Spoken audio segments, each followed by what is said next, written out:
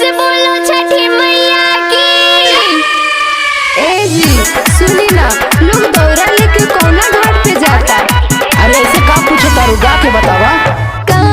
चाहे बस के बहंगिया बहंगी कौना घाटे जाए, बहंगी कौना घाटे जाए। का चाही बस के बहंगिया, बहंगी बोधे गाया जाए, बहंगी बोझे गाया जाए। का पहले जैसन गावा तोरा, कुछ नया गावा। पहले तू ही गा के सुनावा। का